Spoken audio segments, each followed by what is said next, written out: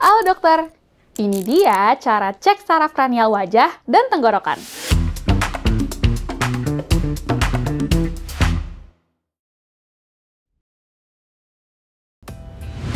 Seorang pasien usia 43 tahun datang dengan wajah yang gak simetris atau mulutnya mencong.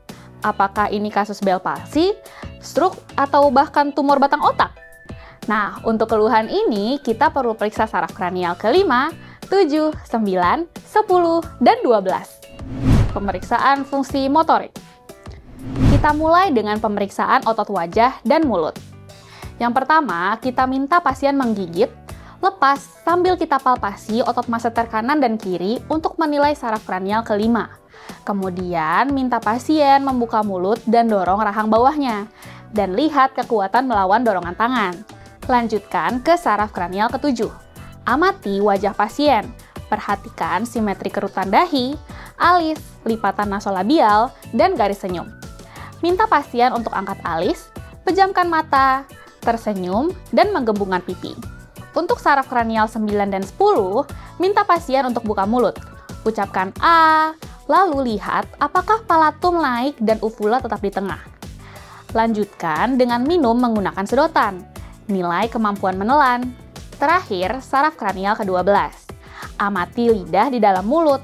Apakah ada fasikulasi atau kerutan?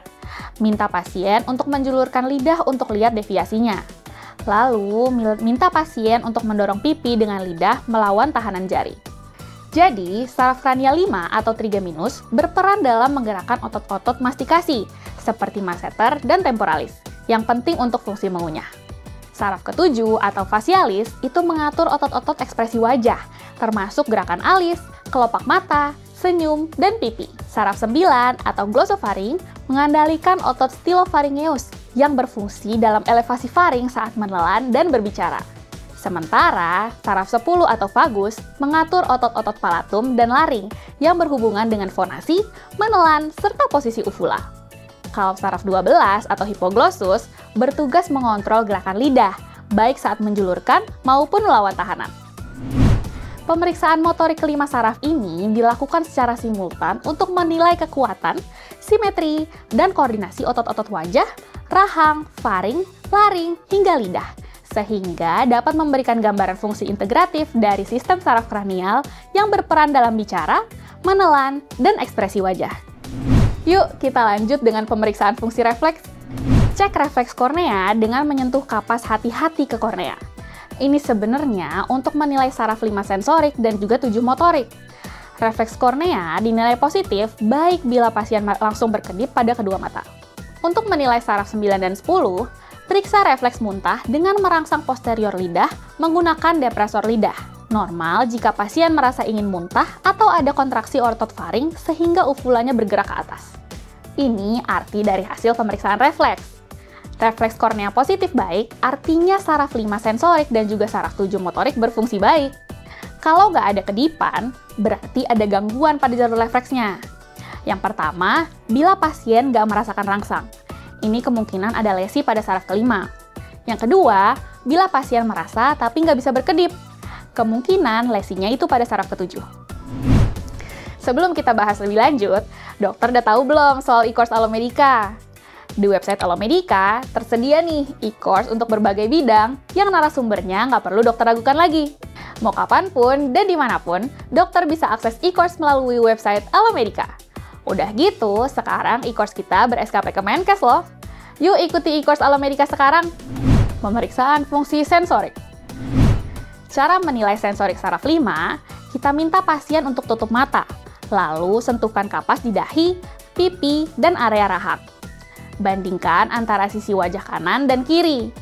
Bisa kita tambahkan dengan sensasi tajam dengan paku tumpul.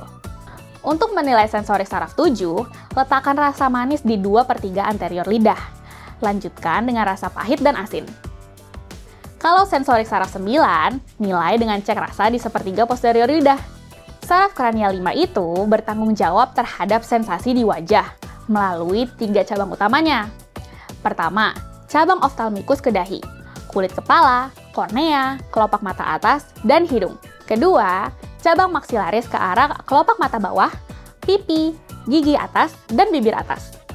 Dan ketiga, cabang mandibularis, ke dagu, gigi bawah, bibir bawah, dan juga rongga mulut.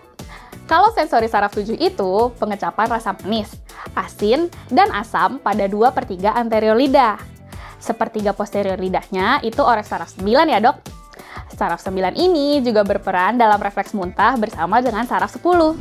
Evaluasi sensorik penting untuk menilai integritas fungsi trigeminal, facialis, dan juga glossofaring yang berperan dalam persepsi sentuhan, nyeri, dan rasa pada wajah maupun lidah.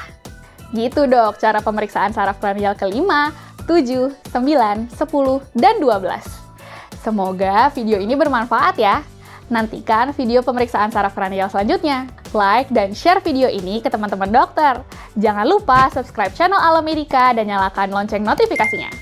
Jadi dokter andal dalam genggaman, salam Alomedica.